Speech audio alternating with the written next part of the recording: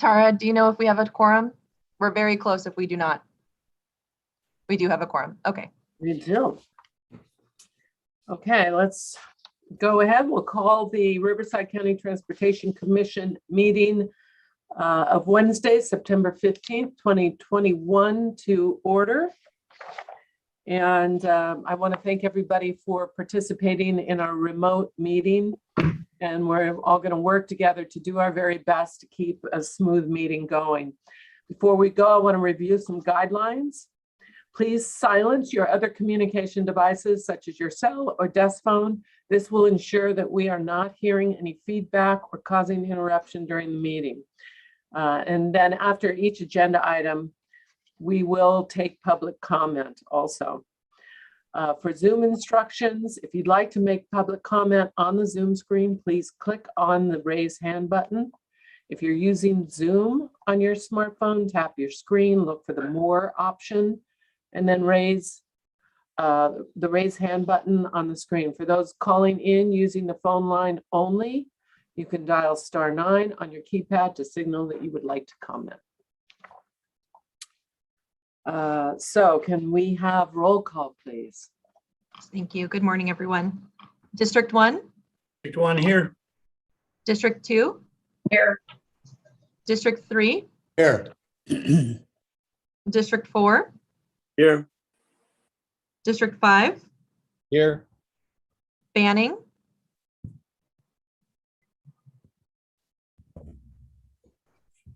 Beaumont.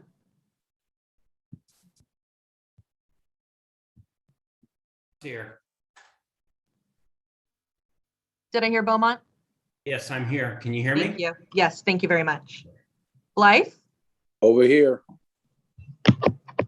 Calamasa. Here. Canyon Lake. Canyon Lake. I'm here. Thank you. Cathedral City. You're welcome. Here. Coachella.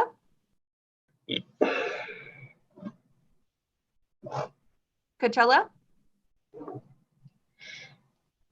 Corona. Present. Desert Hot Springs. Present. Eastvale. Present. Hemet. Present. Indian Wells. Present. Indio. Present. Parupa Valley. Here. La Quinta. Present. Present. Lake Elsinore. Here. Here. Menifee. Menifee is here. Marina Valley. Here. Marietta. Here. Norco. Norco's here. Palm Desert. Here. Palm Springs. Here. Paris. Paris is here. Rancho Mirage. Here. Riverside. San Jacinto.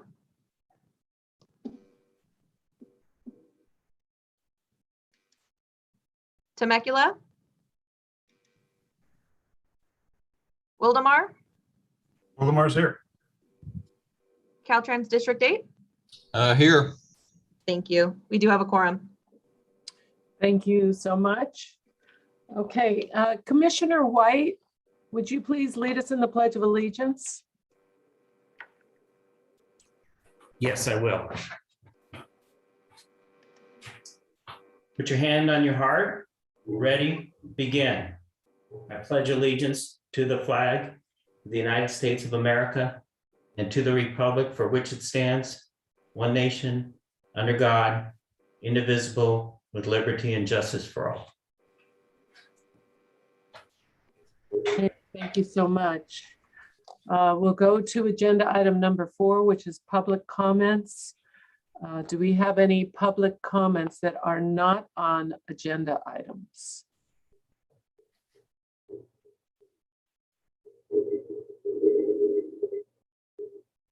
Not seeing any hands raised at the moment. Okay. Just a reminder for people on the phone, it would be *9 if you would like to raise your hand. Thank you. All right, since there are no public comments on non-agendized item, let's go to 5. Are there any additions or revisions? There is, per staff's request, closed session item number 11A, conference with legal counsel existing litigation, was pulled from the agenda. Okay, thank you. Does everyone have that noted on their agenda, please? Okay, we'll move to 6, which is our consent calendar. All matters on the consent calendars will be approved in a single motion unless a commissioner requests separate action. Are there any items that someone would like to pull from the consent calendar? And I am watching the participant box, so if somebody raises their hand, but since I can't see everybody on the screen, I'm doing my best to watch, and I know the clerk is as well. Okay, seeing none, I'll entertain a motion. La Quinta moves the consent calendar. Second, Indio. Okay. Motion from La Quinta, second from Indio. Can we have a vote, please? District 1, District 1, yes. District 2, Yes. District 3, Yes. District 4, Yes. District 5, Yes. Banning, Beaumont, Yes. Blythe, Yes. Calamasa, Yes. Canyon Lake, Yes. Cathedral City, Yes. Coachella, Corona,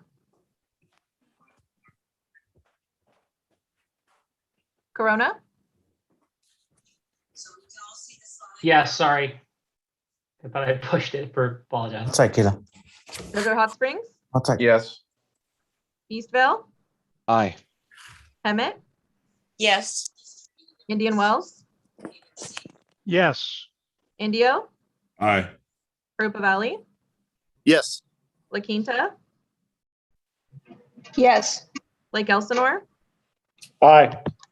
Menifee, Yes. Marina Valley, Yes. Marietta, Yes. Norco, Yes. Palm Desert, Yes. Palm Springs, Yes. Harris, Yes, just abstaining on 6A, the minutes. thank you. Rancho Mirage, Yes. Riverside, San Jacinto, Temecula, Wildemar. Yes. Thank you. The consent calendar passes. Great, thank you. We'll move to 7. This is a big one. Refinancing of the 91 Express Lanes toll debt. Teresa Trevino, please. Good morning, Commissioners. In March 2020, I provided an overview of a proposed refinancing of RCTC's 91 Express Lanes toll debt, and the Commission approved that refinancing plan. Unfortunately, fears about COVID-19 deteriorated the municipal bond and financial markets. Emergencies were declared and shutdowns occurred, changing how people conducted their daily lives. Consequently, we had to put the refinancing on hold. In the last 1.5 years, we've seen traffic and revenues on the 91 Express Lanes decrease to an all-time low in the fourth quarter of fiscal 2020, and then gradually recover to current levels that are about 3% below traffic projections and 5% below revenue projections from a 2018 traffic and revenue study update. The financial team has waited patiently for improvements in the municipal bond and financial markets, as well as the economy, so we could update and fine-tune the financial modeling for the refinancing plan.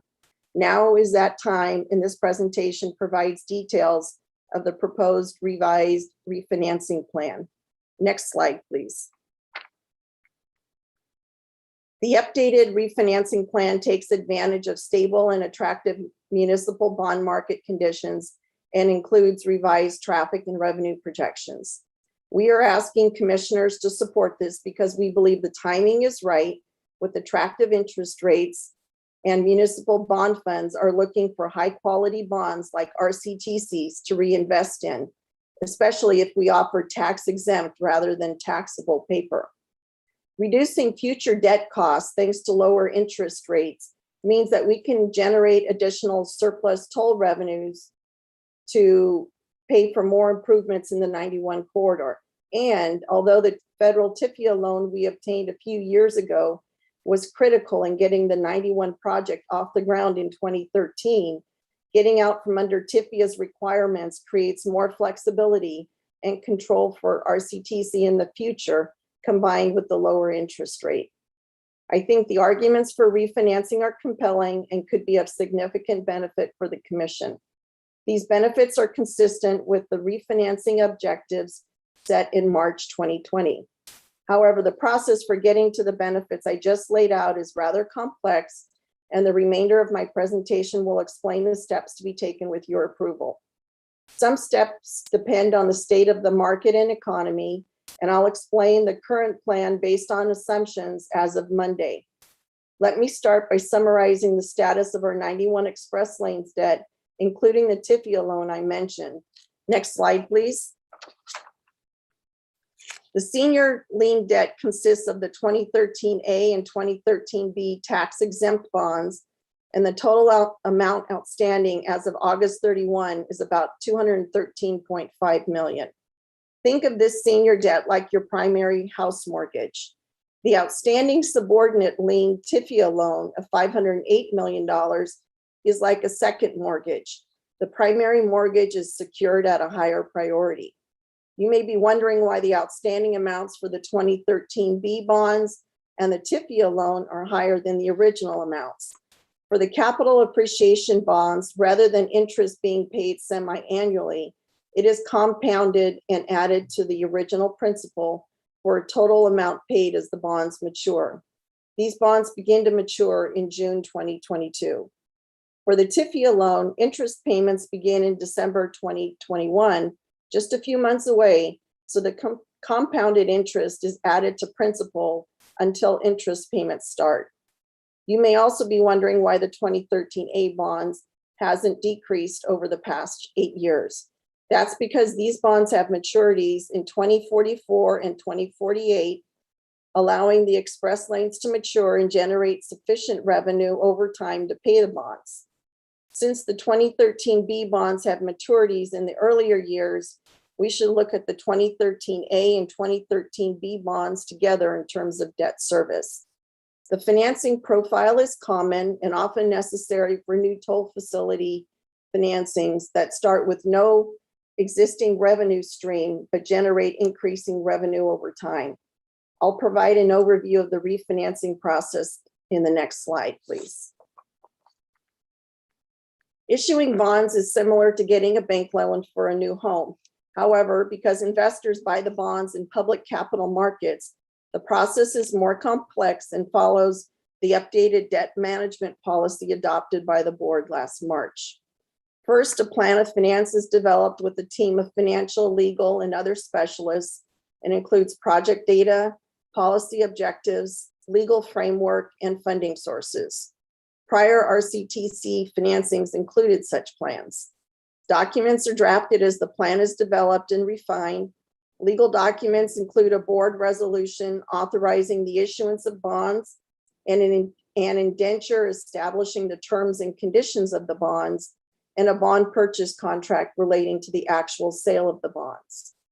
An official statement is prepared for use in the public offering and sale of the bonds. Once the plan and documentation are developed, a package is submitted for credit analysis, followed by a formal presentation to one or more credit rating agencies in order to obtain a credit rating.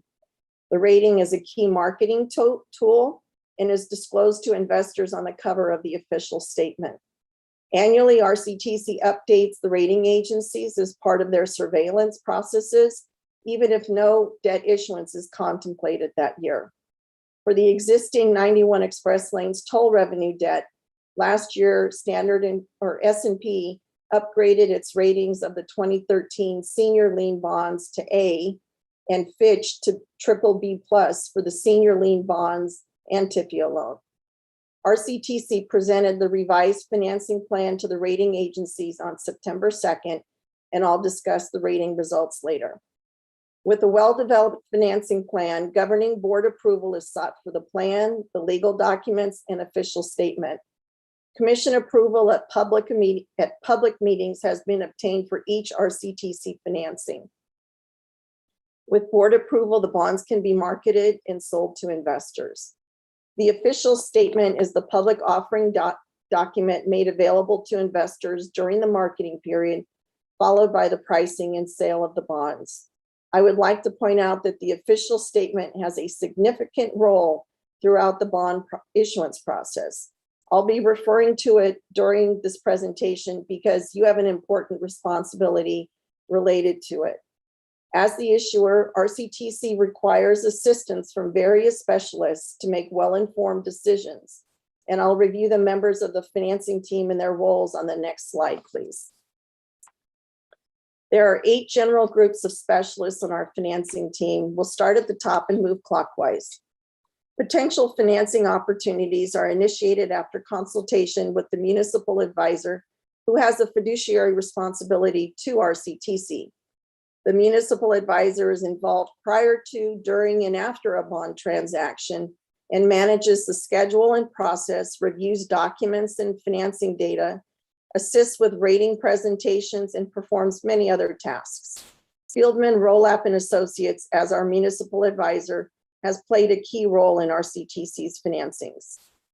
RCTC's legal team includes BB&K as issuers counsel and a specialized legal team comprised of bond counsel and disclosure counsel. Orrick Harrington is RCTC's bond counsel, and Norton Rose Fulbright is RCTC's disclosure counsel. In the next slide, I'll provide some additional information regarding the specialized legal services required for the refinancing. The underwriter group consists of the underwriter syndicate and underwriters legal counsel. The underwriter provides ideas, helps structure the bonds, and underwrites or sells the bonds to investors. Different underwriter syndicates and their counsel have participated in various RCTC financings over the years. The board approved the current underwriter syndicate of 5 firms in December 2019 and is led by Bank of America Securities and Goldman Sachs as the senior managing underwriters. RCTC uses the major credit rating agencies as an independent party to provide credit evaluation services. S&P and Fitch have rated the 91 Express Lanes toll debt since the initial financing in 2013. The trustee enforces the bond document terms, maintains records, and pays debt service on behalf of RCTC. In refunding situations like this, an escrow agent pays debt service on the refunded bonds on behalf of the issuer. U.S. Bank serves as RCTC's trustee and escrow agent. Other specialists include traffic and revenue consultants and independent engineers, as well as an escrow verification agent. At the budget and implementation meeting, Commissioner Middleton requested information about the scope and fees for the legal services shown in the purple circles. Additional information is on the next slide, please. As the issuer in any financing or refinancing, RCTC requires specialized knowledge in legal services to ensure that the bonds issued by RCTC follow federal and state laws and regulations that protect the interests of market participants and the public. Federal laws and regulations include compliance with security laws concerning anti-fraud and disclosure established by the Securities and Exchange Commission, or SEC, and the Internal Revenue Code administered by the Internal Revenue Service, or IRS. California also has laws and regulations related to the issuance and reporting of debt. And finally, the Municipal Securities Rulemaking Board, or MSRB, is a national self-regulatory organization created under the Securities Act Amendments of 1975. It establishes rules that securities firms, banks, and municipal advisors must follow when engaging in municipal securities transactions and advising investors and state and local governments. Bond counsel conducts legal and tax analysis related to the refinancing structure and prepares the legal documents for the transaction. Bond counsel also participates in negotiations regarding the prepayment and mechanics for the termination of the TIFIA loan. As a result of bond counsel's involvement in this transaction, ORIC provides a legal opinion on the bonds to be issued. Disclosure counsel assists RCTC as the issuer in fairly disclosing all pertinent facts related to the debt offering, RCTC, and the 91 Express Lanes. It prepares the official statement and continuing disclosure agreement, as well as the materials for the tender and exchange. As disclosure counsel, Norton Rose provides negative assurance to the underwriting group. As issuers counsel, BB&K participates in the various refinancing matters and TIFIA negotiations and reviews all refinancing documents. BB&K provides an opinion on RCTC's authority to issue debt. With the specialized legal services, each document is unique to RCTC and the specific transaction taking place and today's environment. The specialized lawyers aren't using generic forms and just filling in the blanks. It's amazing to watch how the documents evolve draft after draft based on updates to the refinancing structure and reports that will be included in the offering statement. It's like watching my 82-year-old German mother baking or cooking. She doesn't use recipes. It's a little bit of this, a little bit of that. So just until it's just right. In regard to fees, I'd like to point out that bond counsel and disclosure counsel fees are contingent on financial close or transaction completion. Issuers counsel fees are paid when incurred to avoid a conflict of interest if payment was dependent on the completion of the refinancing. In prior RCTC sales and project financings, specialized legal services made up 37 to 57% of the professional fees included in the cost of issuance, which excludes the underwriter's discount. It's a wide range that is dependent on the financing complexity.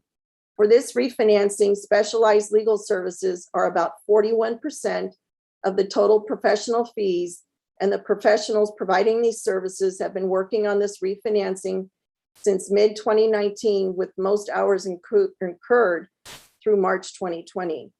Since then, they have had to spend additional time due to the restart, refreshing all the documents and creating new ones, and refreshing the refinancing structure, primarily due to COVID-19 and its impact. Fortunately, their historical knowledge about RCTC, its prior financings, and projects made this process more efficient. I met with Commissioner Middleton last week, and she appreciated the additional information I provided and was satisfied as to the nature and cost of these specialized legal services. With this background, it's time to get an overview of the refinancing plan on the next slide, please. The team has continued to re-engineer the structuring and financial analysis related to the refinancing plan, including revised traffic and revenue, non-toll revenue projections, and operating and repair and rehabilitation cost projections. One of the biggest challenges has been to meet the minimum debt service coverages that we expected the rating agencies to require. This slide illustrates the latest refinancing plan reflecting market conditions on Monday, September 13th, which includes 25 basis points or 0.25% of a built-in interest rate cushion. It will continue to be updated for market conditions up to the date of the sale of the bonds. The plan anticipates the advance refunding of the 2013A toll revenue bonds and the TIFIA loan noted at the beginning of the presentation. In addition to generating debt service savings, this refinancing plan will remove burdensome TIFIA constraints and administration requirements. Securing this flexibility is critical to accelerating 91 corridor projects with surplus toll revenues, a significant objective of this refinancing plan. To accomplish this refinancing, we anticipate issuing 2021 refunding toll revenue bonds at a premium, primarily to refund the outstanding 2013A bonds and prepay the outstanding TIFIA loan. With the refinancing, we also have an opportunity to amend certain provisions in the master indenture, providing RCTC with greater future flexibility to manage major repair and rehabilitation expenditures, among other changes. Additionally, in order to meet the minimum coverages noted earlier, the refinancing plan includes the cash defeasance of selected 2013B bond maturities using the approximate $27 million balance in the residual fund, about $3.8 million of debt service funds for the June 2022 maturity, and a portion of available 91 express lane surplus toll revenues. A defeasance means RCTC's obligation to pay for the 2013B bonds is just discharged or terminated through an irrevocable deposit of cash or securities such as treasuries with the trustee that, together with the interest to be earned on those securities or cash, will be sufficient to pay principal and interest on the 2013B bonds through their maturity dates. After financial close in mid-October, the selected 2013B bonds are then payable solely from the cash or securities held by the trustee for those 2013B bonds. That means that while they are still outstanding, they are no longer RCTC's obligation to pay because we deposited cash or securities that will be used to pay debt service as the bonds mature over the next few years.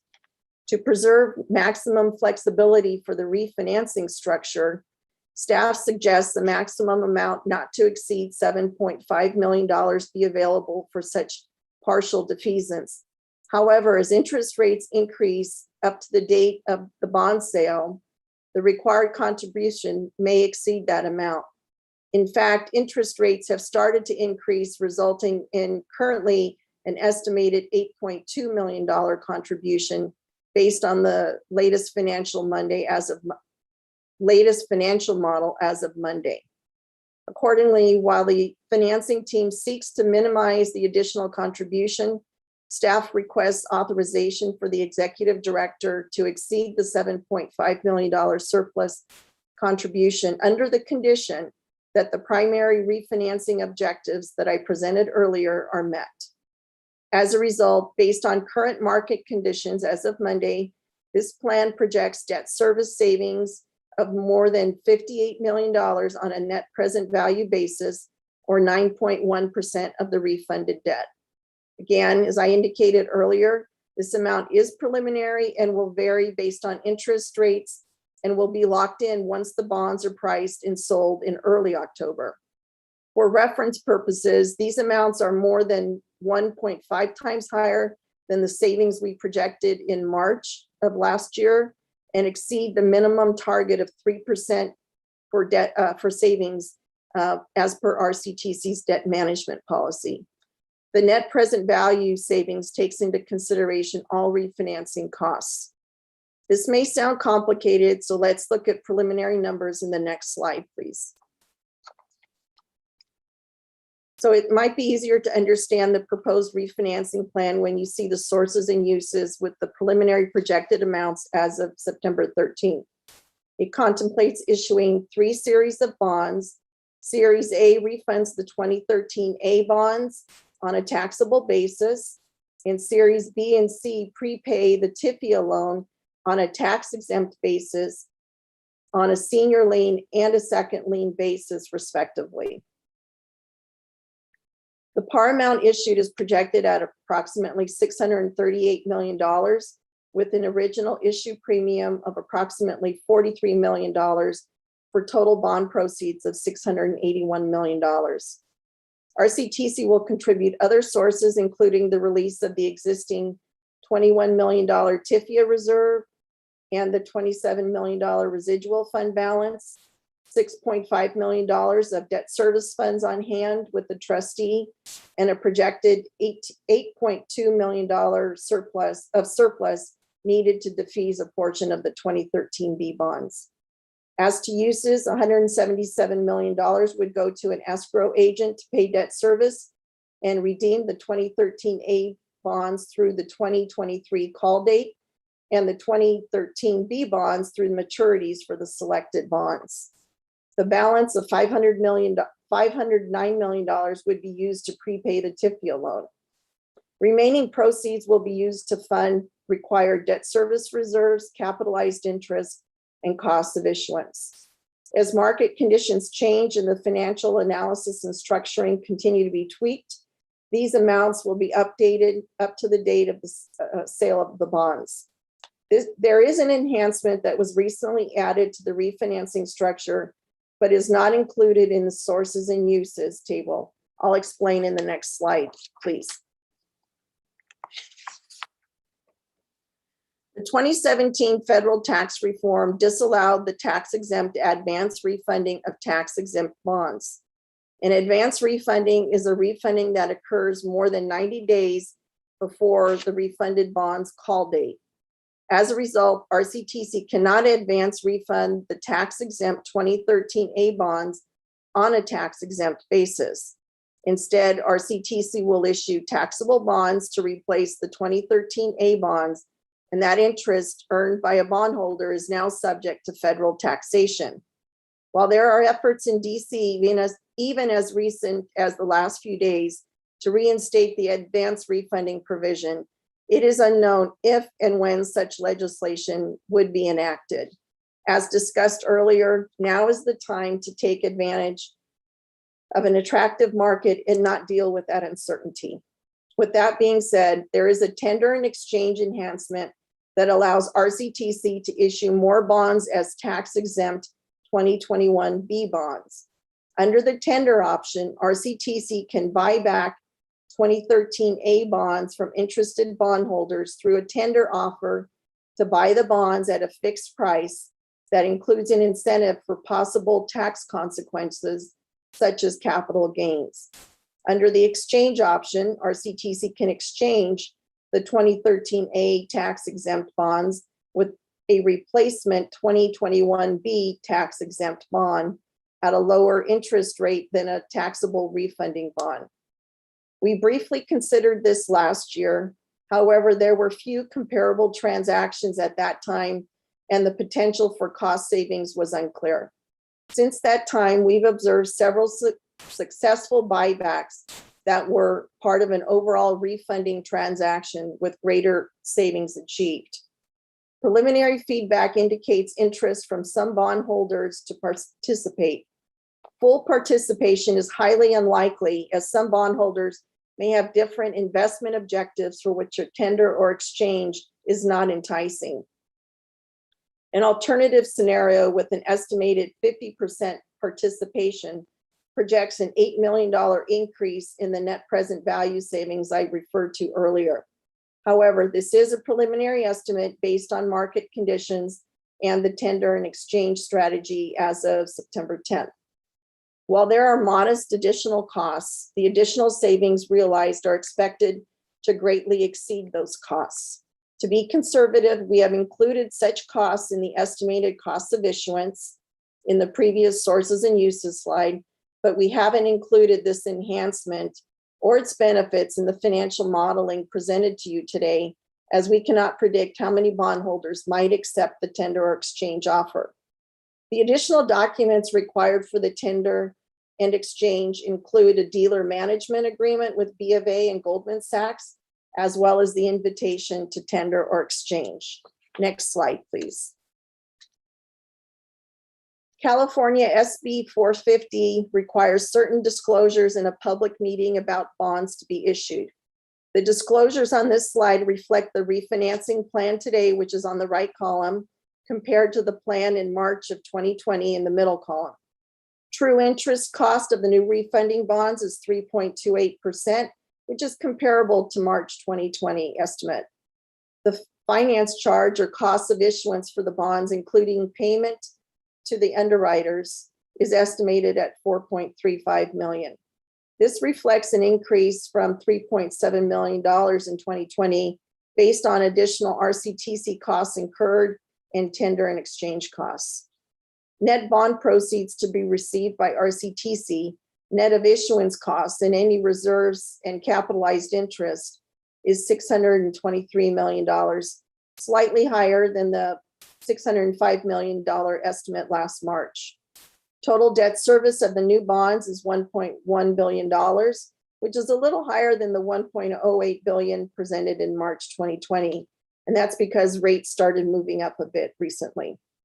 The information is a good faith estimate provided by Fieldman and is derived from the Bank of America cash flow analysis, which utilizes interest rates as of September 13, plus the 25 basis points cushion.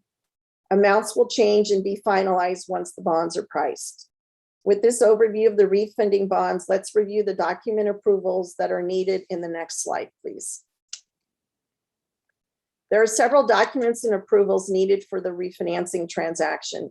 Many were approved in March 2020, and we are presenting updated forms for your ratification, confirmation, and approval. Resolution number 21-015 authorizes the issuance and sale of up to $725 million of toll revenue refunding bonds. However, we project that the actual issuance would be less at about $638 million. The preliminary official statement summarizes the transaction and risks and provides information on RCTC, the 91 express lanes, and toll revenues, as well as existing debt. Commissioners will be authorizing its distribution in connection with the sale of the refunding bonds to investors. A final official statement will be issued based on the results of the sale of bonds. Of all the documents presented for commissioner approval today, this one is very important in terms of your responsibility. This has been pointed out with previous financings also. Commissioners have the duty to review the information and bring to our attention any material misstatements or omissions of facts and ask any questions if anything is unclear. The continuing disclosure agreement between RCTC and the dissemination agent sets forth annual and significant event reporting requirements for RCTC, and it assists underwriters to comply with SEC regulations.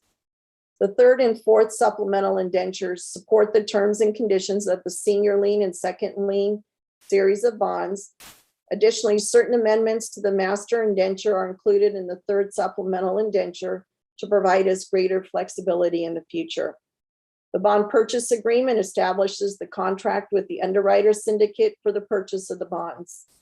The escrow agreements with U.S. Bank as the escrow agent establish the funds to pay debt service and redemption of the refunded 2013 A bonds through the call date in June 2023, and the fund to pay debt service on the defeased 2013 B bonds through their maturity dates. In connection with the tender and exchange enhancement, a dealer management agreement with B of A and Goldman is required, in the form of the invitation or exchange sets forth the terms and conditions for the tender and exchange offer. These tender and exchange documents were not presented to the Budget and Implementation Committee. As staff indicated, it was still evaluating the option and would present the documents if staff determined it was a feasible option for the refinancing. Costs of issuance are estimated at $4.4 million for municipal advisor, specialized legal counsel, rating agency fees, trustee fees, other specialists, printing and publication, underwriter compensation, and other miscellaneous costs. The costs of issuance are conservative as they include the tender and exchange costs. They are 0.66% of the estimated bond proceeds, which is below the commission's debt management policy threshold of 2%. Although the refinancing was included in the fiscal year 2022 budget and recurring contract process, we need to amend the bond counsel contract as well as a disclosure counsel contract and approve budget adjustments for this transaction related to the increased bond proceeds and increased debt service costs related to the 2013 B bonds cash defeasance. So how quickly can we get this refinancing done? We'll see in the next slide. Today, we're asking your approval for this financing plan. Chair Harnick, staff, and the financial team met with S&P and Fitch on September 2nd. We got the ratings on the bonds in the last couple of days. Fitch's ratings on the senior lien 2021 A and B bonds is BBB plus and BBB on the second lien 2021 C bonds. S&P's rating on the senior lien bonds is A and A minus on the second lien bonds. These ratings are consistent with the current ratings on the 2013 debt and reflect very positive comments by both agencies. Following board approval today, we'll conduct the sale of the refunding bonds, which begins with posting of the preliminary official statement and the tender and exchange invitation, hopefully before the end of today, launching the tender and exchange period around September 22nd or 23rd with results by October 1st, selling the bonds on October 4th and 5th, and printing and distributing the final official statement after the bond sale and before financial close. Closing is the final step where the documents are signed, bonds proceeds are received, and the 2013 debt obligations are paid off. This is expected around October 14th.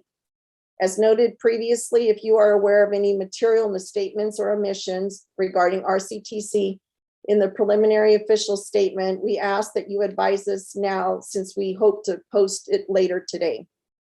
I understand this was a lot of information to digest, so let me summarize staff's recommendations in the next slide, please. The first four recommendations are to receive and file this presentation, approve the refinancing plan, which includes refunding the 2013 A bonds and prepaying the 2013 TIFIA loan with the 2021 refunding bonds, and approve the cash defeasance of a portion of the 2013 B bonds using funds on hand as discussed earlier. Recommendation number 5 is to adopt resolution 21-015 related to the refinancing transaction. Recommendations 6 through 12 are to approve the forms of the following documents and authorize the executive director or other authorized individual to finalize and execute the preliminary official statement, continuing disclosure agreement, third and fourth supplemental indentures, bond purchase agreement, dealer manager agreement, invitation to tender or exchange bonds, and escrow agreements. Recommendation 13 is to approve the estimated cost of issuance of approximately $4.4 million. And recommendations 14 and 15 are to approve amendments to the bond counsel and disclosure counsel agreements. The final recommendation is to approve fiscal 2022 budget adjustments for the increase in bond proceeds and debt service expenditures. In summary, we believe the refinancing plan presented to you today achieves the 3 primary objectives set last year and restated at the beginning of the presentation. That is, future debt costs are reduced, TIFIA restrictions are eliminated, and RCTC has more local control of the 91 corridor improvements and increased flexibility over the use of surplus revenues. Next slide, please. Before I conclude, I'd like to provide information to Riverside County citizens interested in purchasing the bonds. In addition to offering the bonds to institutional investors like bond mutual funds, the bonds will also be offered to retail investors through the 5 underwriters involved in the sale. If these bonds are an appropriate investment for a retail investor and the retail investor has a brokerage account at one of these underwriting firms, the retail investor can contact his or her broker and place an order. Our underwriters will be coordinating with their retail sales offices in Riverside County and neighboring counties to make sure they are aware of the sale and offer the bonds as appropriate to retail clients. Among the 5 underwriting firms, there are numerous local retail and brokerage offices in Riverside County and San Bernardino County, as well as in Orange and Los Angeles counties. If there are more orders for bonds than the amount being offered, orders from California retail accounts will generally have priority and will be the first orders filled. And that concludes my presentation. And I'm available for any questions or comments you might have. Okay, thank you so much. We'll start with Commissioner Speak, please. Thank you, Chair. I just had a question. One of the last statements you made was it gives RCTC additional latitude in spending surplus revenue. Can you give me some more information on that? And does this the requirement still that surplus revenue has to be spent in the corridor? I'll address the latter part of your question first. Thank you. The funds would still have to be spent in the 91 corridor. And the surplus revenues, I had referred to in my presentation that starting in December, we start paying on the TIFIA loan. And with that, any surplus revenues would have to be split between RCTC and TIFIA as a early prepayment on the loan. So the 50% that would go to TIFIA would be used to pay down the TIFIA loan. So up until since opening, we've taken 100% of the surplus revenues. And so starting in December, we would have to start splitting it 50-50 with them. Okay, great. Thanks. I just wanted to clarify that point. Thank you very much. Okay, Commissioner Reed. Thank you. You indicated that this went before the committee, the Budget and Finance Committee earlier. Could you please tell us what the recommendation was of that committee? Was it unanimous? And did any of them have any material findings of problems with the preliminary official statement? Lisa, correct me if I'm wrong, but I believe it was a unanimous decision. To approve? To approve, I'm sorry. Yeah, it was a 13-0 vote. And then did anyone have any problems with the preliminary official statement that you could share with us? Nobody raised any issues regarding the POS or the preliminary official statement. Thank you. Okay, are there any other questions or comments?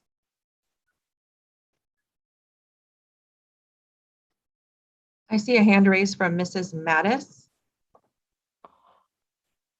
And I see the same.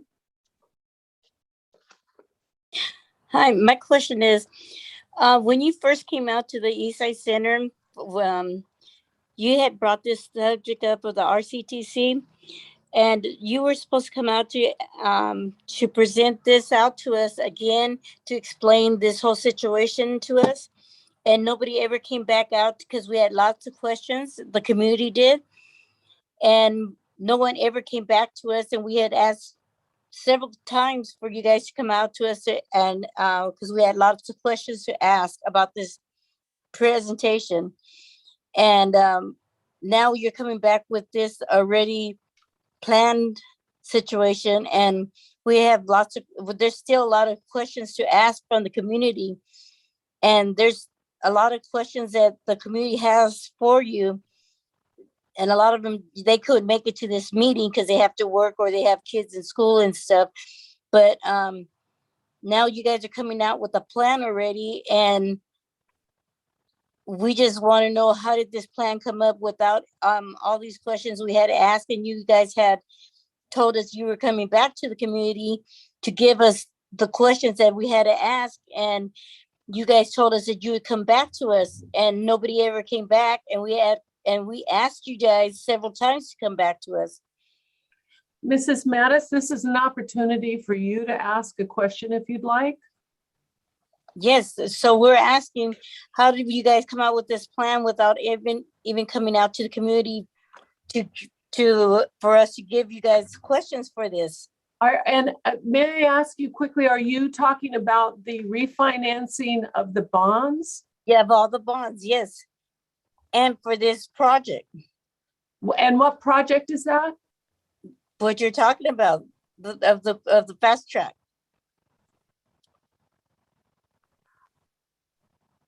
I'm not sure that this is accurate in this agenda item. I am unclear on this. Is there anyone from RCTC who could add some clarity on this? Thank you, Chair. Mrs. Mattis, this is Ann Mayer, the Executive Director of RCTC. You mentioned the East Side community. Are you talking about the downtown Riverside Station project? Yes. Okay. So the downtown Riverside Station project isn't related to this item, but perhaps I can get your phone number and we can give you a call after the meeting. We actually do have plans to come out with public meetings on that project, so we'd be happy to talk to you some more. Okay. And I wonder, Mrs. Mattis, it might be easy to put your phone number in the chat box, or I know that if you call into RCTC later, they will be happy to help you. Okay, Yes, we will. thank you. Okay, thank you so much. Are there any other questions or comments? Indian Wells moves approval of staff recommendations. Waldemar will second. Okay, we have a motion and a second. Can we have a roll call vote, please? District 1, District 1, yes. District 2, Yes. District 3, Yes. District 4, Yes. District 5, Yes. Banning, Beaumont, Yes. Blythe, Yes. Calamasa, Yes. Canyon Lake, Yes. Cathedral City, Yes. Coachella, Yes. Corona, Aye. Desert Hot Springs, Aye. Eastville, Aye. Hemet, Yes. Indian Wells, Yes. Indio, Harupa Valley, Yes. La Quinta, Yes. Lake Elsinore, Aye. Menifee, Yes. Moreno Valley, Yes. Marietta, Yes. Norco, Yes. Palm Desert, Yes. Palm Springs, Yes. Paris, Yes. Rancho Mirage, Yes. Riverside, San Jacinto, Temecula, Wildemar. Yes. Thank you. The item does pass. Thank you, commissioners. Thank you. And I know it's after the fact. I'm just going to make a quick comment. Having been able to participate in the meetings with Standard & Poor's and with Fitch, what was so nice to see is after the presentation of RCTC, it was so concise and so detailed and so comprehensive. There were hardly any questions by the rating agencies because they covered everything in their presentation. So it was a great process to be part of it, and it was a proud moment for RCTC. So those are my comments on that. We can move now to agenda item number 8, which is the Interstate 15 Interim Corridor Operations Project. David Thomas, please. Good morning, Commissioners. This item is to request approval of a new project that we've titled Interstate 15 Interim Corridor Operations Project, or Interim COP. Next slide. We're going to sit on this slide for a few minutes here, but we'll start with the graphic on the left side. The area that we're focusing on is the blue circle that you see, the dashed circle. What this represents is the southbound terminus of the I-15 express lanes at the Cajalco interchange in Corona. But the map also depicts the future projects that we have planned. The orange line represents the extension of the express lanes to Lake Elsinore. Following the completion of the 15 express lane project and opening in April of this year, we received several complaints from the public about congestion on the southbound I-15 portion in the Cajalco vicinity. We did anticipate there would be congestion. In fact, that's why we planned and programmed the 15 COP project, which is scheduled for delivery in 2025. However, the congestion is more substantial than expected. And with the public complaints, we formed a multi-agency task force in June of this year, and we've been meeting to come to some solutions to address more immediately the congestion that's occurring. Focusing now on the graphic on the right, there are basically two near-term solutions that we've identified, which are very similar. And I'll just describe a little bit of what's going on with the configuration we have out there. If you note the text, it says I-15 ELP southbound egress in the little red area. What's happening there is we have a single express lane at that point that becomes a general purpose lane. It doesn't drop, it just turns into a regular lane. But in order to get back to the cross section of 3 lanes that is south of the project, the outside general purpose lane drops. So there's a lane drop on the outside lane between the 2 ramps that you see in the diagram. So with the transition of the express lane occurring and then a lane drop in the same vicinity, that's really what's contributing to the congestion in this area. So what's being proposed, the first solution that we're looking at, or we've been looking at, we'll call it alternative 1, is extending that 4th lane, removing the lane drop and extending it to the Wyrick off-ramp. It's a distance of about 1.1 miles to address that congestion. However, we've also been looking at a second alternative, and I'll explain why, which is more of a auxiliary lane type project. It's the definition of auxiliary lane, which would just add a lane between the Cahalco loop on-ramp that you see depicted and the Wyrick off-ramp. And that's a distance of approximately 0.9 miles.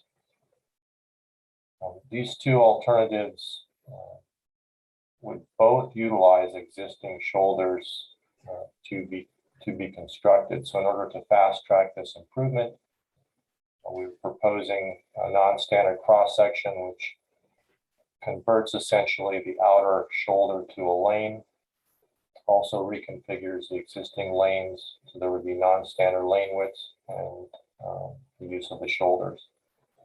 Caltrans has accepted this concept and the non-standard features based on this being an interim project of approximately 3 years, and that the I-15 COP project that's already programmed would still be implemented in 2025. One of the challenges with trying to expedite this project is conforming to air quality requirements. And in order to meet the schedule we're trying to meet, whichever project we deliver or whichever alternative would need to be exempt from air quality requirements. Otherwise, we would have to model the project, and that takes a couple of years to complete that effort when the next regional model is produced. So in order to attain the exemption, we applied for an exemption for the first alternative, the lane extension project. And the body that we applied to is called the Transportation Conformity Working Group. It's a working group facilitated by SCAG, but the members of the working group are EPA, FHWA, Caltrans headquarters.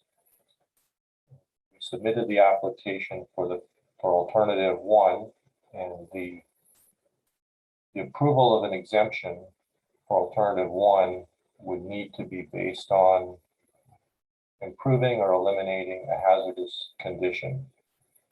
And our application utilized accident data in this vicinity as the basis of improving a hazardous condition.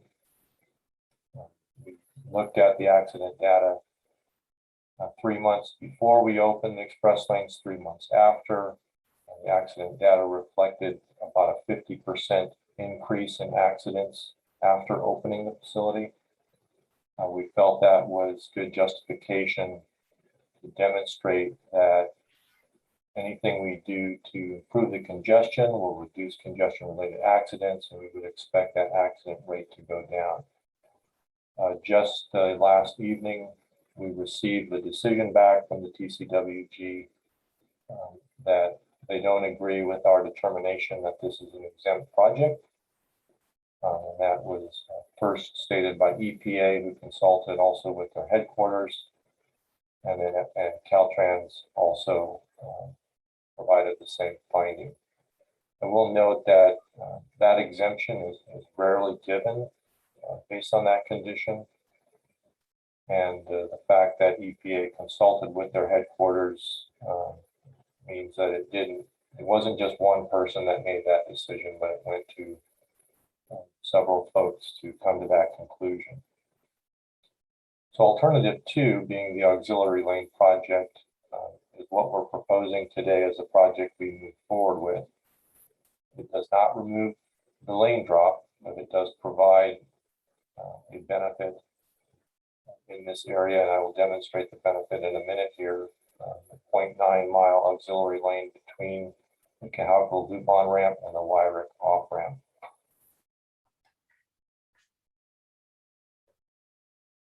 Next slide, please. The key with alternative 2 is that there is an exempt clause specific for auxiliary lanes that are less than 1 mile. We meet that requirement for this alternative 2 concept. However, we still expect to have to go through an application to the TCWG to confirm that. Our hope and expectation is that that project will be considered exempt. What you're seeing on this slide, this is a speed contour plot. Just explaining a little bit across the bottom of the plots are the distances. Basically, the right side being the Cahawko interchange, Wyrick interchange area. And then what you see in red is the bottleneck that builds up basically on a daily basis in the afternoon peak period, all the way back up to the 91 or Magnolia interchange 91 area, distance of about 4 to 5 miles. The plot on the left basically represents existing condition. The chart, we projected this out 1 year to when we would expect to open the project in 2022. You can see the benefit on the right graphic, just on the basis of less red means better. This plot that you're seeing is alternative 1, and I wanted to provide you with both the alternative 1 graphic as well as alternative 2. So if we could go to the next slide, you'll see the alternative 2 graphic, and this is the project that we're proposing to move forward with now. And you can see that there's still a substantial benefit with the project, very similar to the improvements of the first alternative, slightly less benefit though. Next slide. So we're proposing a very aggressive schedule for this project. The schedule is based on, first of all, awarding a sole source contract amendment to Parsons, who is our project and construction manager for the 15 ELP project, to perform environmental studies and overlapping those environmental studies with design work, as well as bringing them on as the construction manager for this work. Staff is also proposing an aggressive construction procurement schedule of about 2 months and expects to return to the commission in early 2022 with a recommended award of a construction contract. This approach will save time to allow this new lane to open sooner and achieve congestion relief as soon as possible. Next slide. So today, staff is recommending to the commission authorize staff to implement all project development activities needed to complete construction of the 15 interim COP including immediately commencing the environmental studies and final design work. Authorize a sole source contract amendment with Parsons to provide environmental studies, final design, and construction management services for an amount as necessary to complete the work currently estimated at $1 million, as it is in the public interest and the best interest of the Commission to conduct a non-competitive procurement. Also to approve an adjustment to the fiscal year 21-22 budget in the amount of $4.5 million for project development and construction expenditures, with total project funding of $5 million in 2009 Measure A sales tax revenue bond proceeds projected to be available. And finally, to authorize all necessary agency agreements or amendments to existing agency agreements as deemed necessary. Next slide. This concludes my presentation. I'd be happy to answer any questions. Okay, thank you. Are there any questions or comments? No, is there anyone who would like to speak to this item at all? I see commissioners speak. Thank you, Chair, and thank you, David. That's a what do they say? It's a presentation where I got my hopes up and then were mildly dashed. I did have a couple of questions on the presentation, though. The multi-agency task force that put this first idea together, or any of these ideas together, who was on that? Who were the representative agencies? So we had Caltrans and RCTC in our kickoff meeting, as well as the city of Corona and the county of Riverside. Okay. We also consulted with CHP for the cross section that we were proposing on the non-standard shoulder widths that we would have. Okay, and can you talk a little bit more about why this air quality monitoring takes so long? I'm not an expert in that field, but as far as my understanding, there's a model, a regional model that gets produced every so many years, and there's a time frame in which entries need to be submitted for modeling in that regional model to demonstrate conformity. The next model run will be completed in December of 2022, at the end of next year. And that would be, if we had to model this project, that would be the soonest that modeling results would be available. And then we would go from there to establish whether the project conformed or not.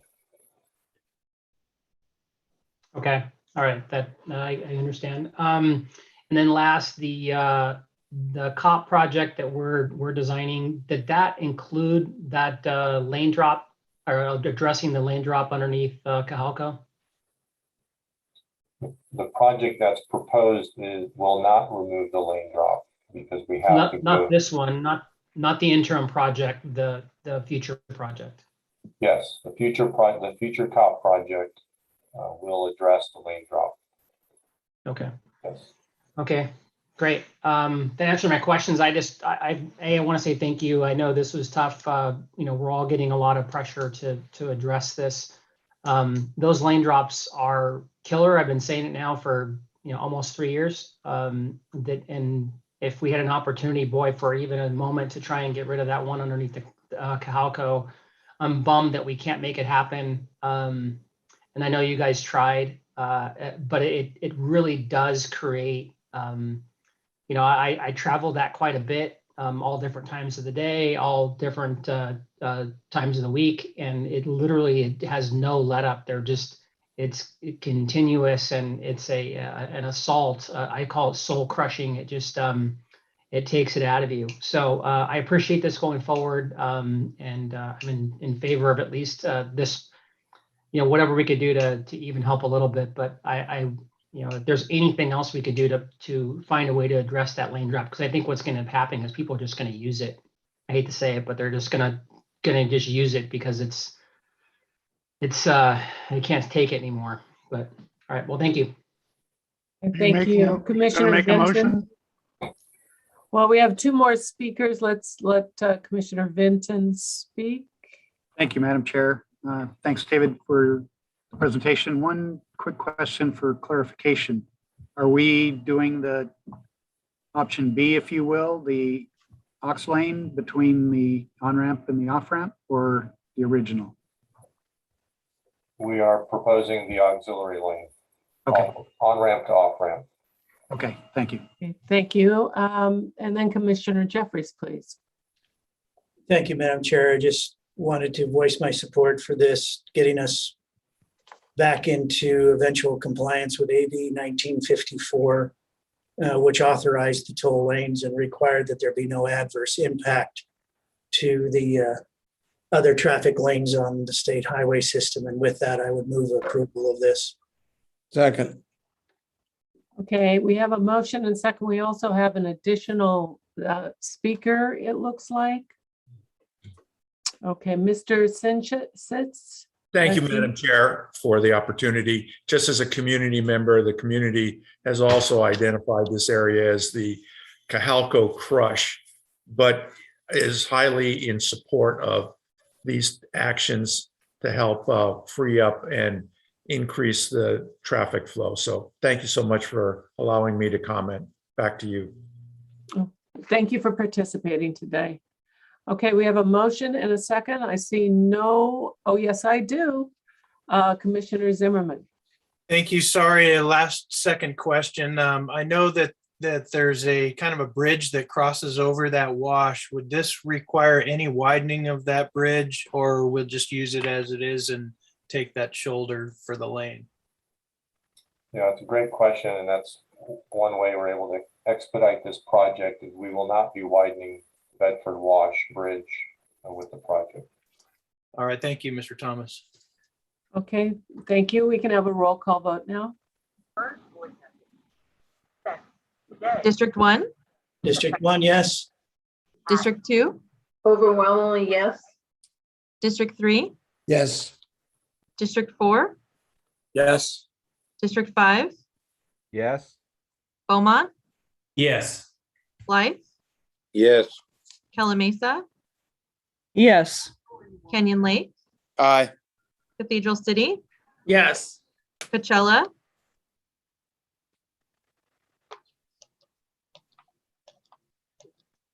Corona, With all the eyes that I have. Desert Hot Springs, Aye. Bell, Aye. Hemet, Yes. Indian Wells, Yes, Indio, Parupa Valley,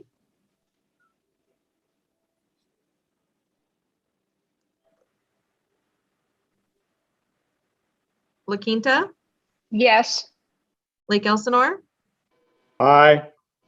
Menifee, Yes. Marina Valley, Aye. Marietta, yes, Norco, Norco agrees, my friends from Corona, wholeheartedly, yes. Palm Desert, Yes. Palm Springs, Yes. Paris, Yes, Rancho Mirage, Yes. Wildemar. Absolutely. Thank you. That item does pass. Okay, thank you. So we have, the next is number 9. There This were was no for Rupa items- Valley. I'm sorry, I missed my yes vote. Okay, Thank you very much. I'll Thank register you. Thank you. so number 9 is pulled items from consent, and there are none. Then we will go to our commissioners and executive director report. And this is the time, the opportunity for the commissioners and the executive director to report on attended meetings, conferences, and any other items related to commission activities. Does anybody have any brief reports they'd like to offer today? Okay, seeing none, then we have can legal counsel announces our closed session.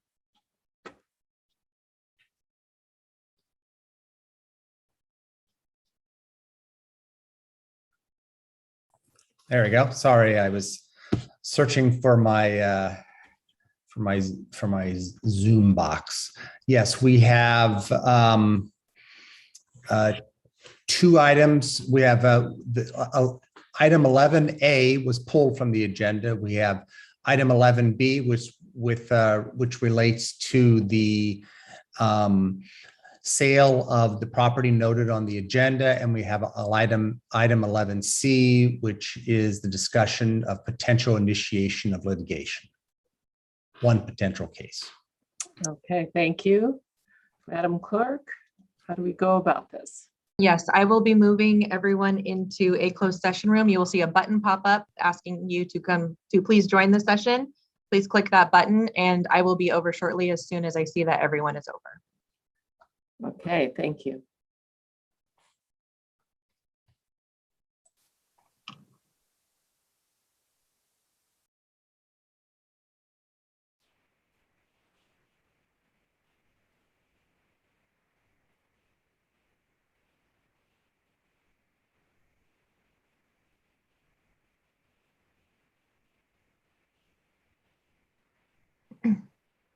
David, Thomas, I need you to push the button.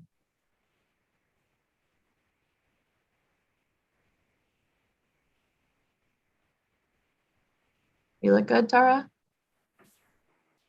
Okay.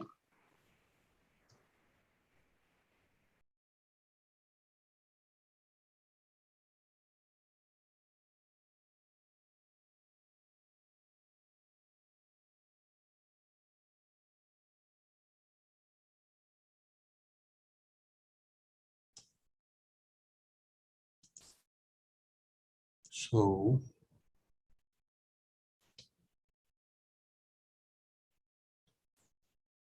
Tara, how come I didn't get a button to push?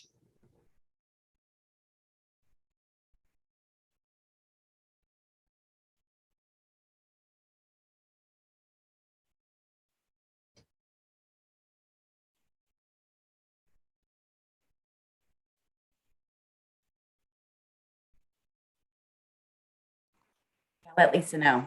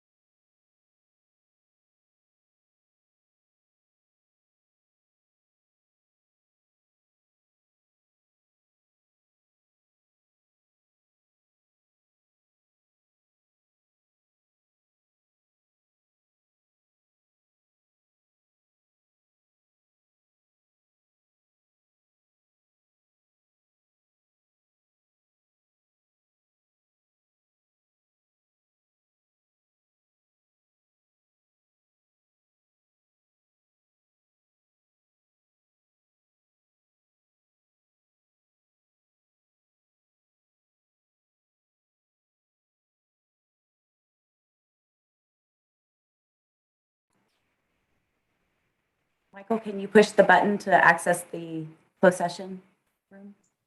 Okay, thank you. You're welcome.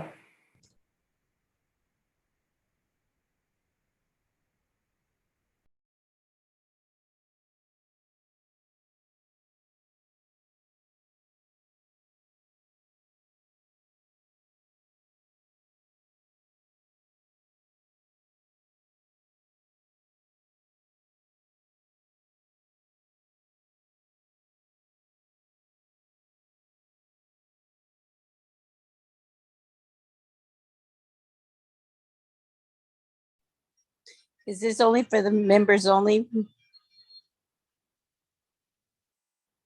This is Ms. Matos.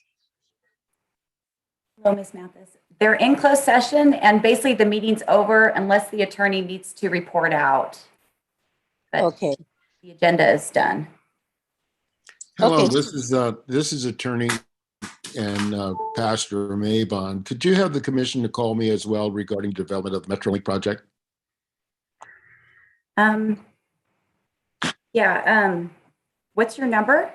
My number is area code 951-455-8710.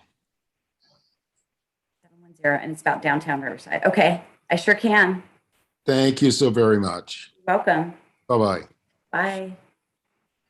Okay, my phone number, they were gonna call me back. This is Ms. Matos. Yes, Miss Martis, I'll be talking to you as well through Andy. This is Pastor Mavon. Okay, it's 951-850-9890. Thank very you. much. I'll make sure that. Thank you. Have a good day, everyone. Bye-bye. You too. Bye-bye.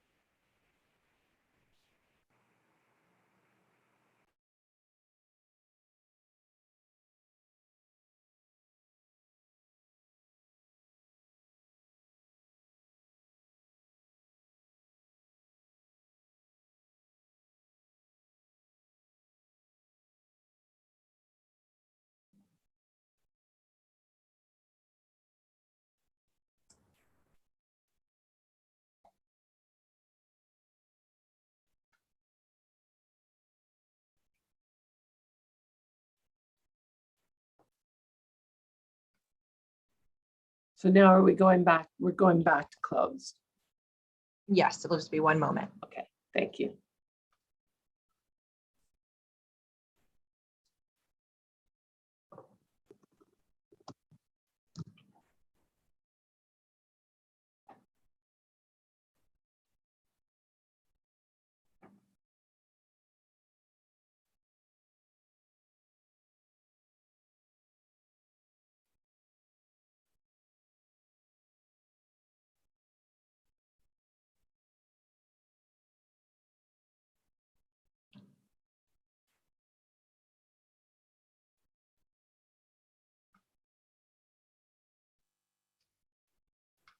And you should see your button come up.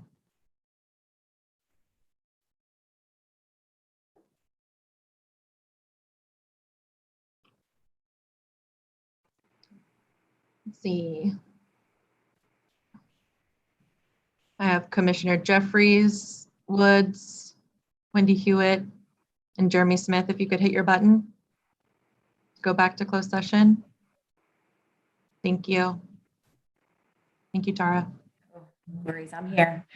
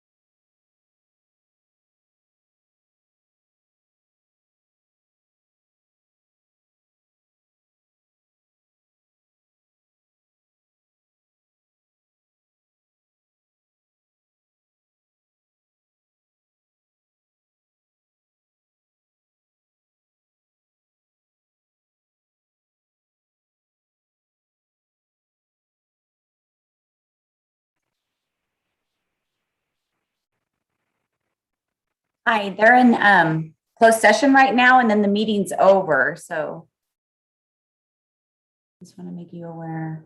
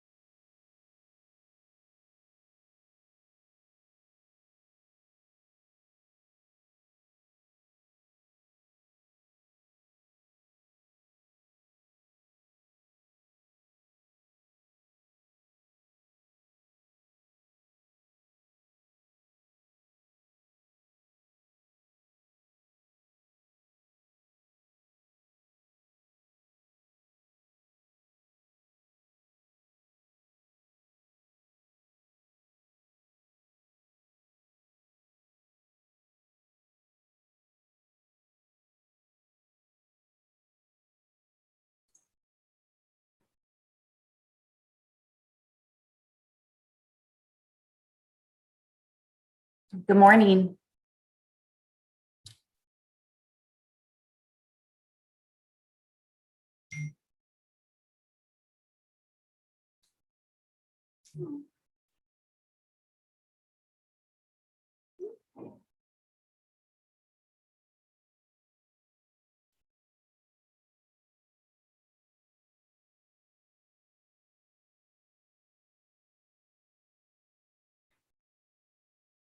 Hello? Ned?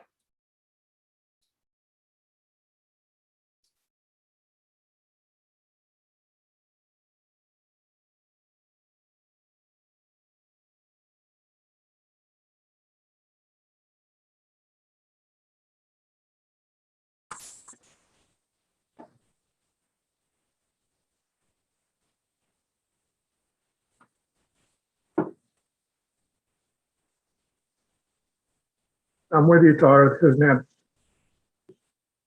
I had my microphone off. Hey, they're in closed session right now. And then the meeting will be over. So is there anything I can help you with? So this meeting is not open for Zoom for the public? The closed session part, no, but the rest of the meeting has already been held. It started at 9:30. Okay. So they're just they're at the end of the agenda. Thank you, Tara. Do you know You're when welcome. do you know when the video with the recording would be posted? It should be on our commission website today after the meeting's over. We normally post it right away. Okay, wonderful. Thank you so much. Take care. Have a good day. Bye-bye. You too. Bye.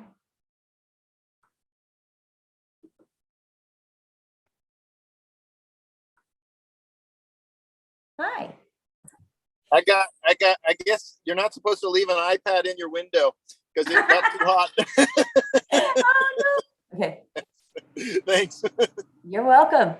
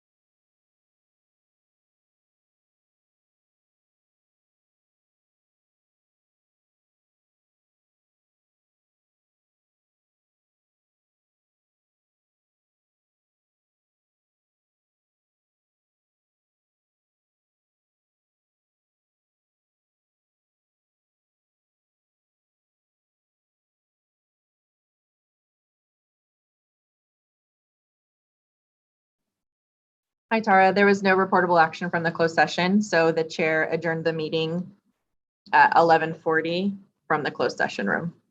Thank so you. much.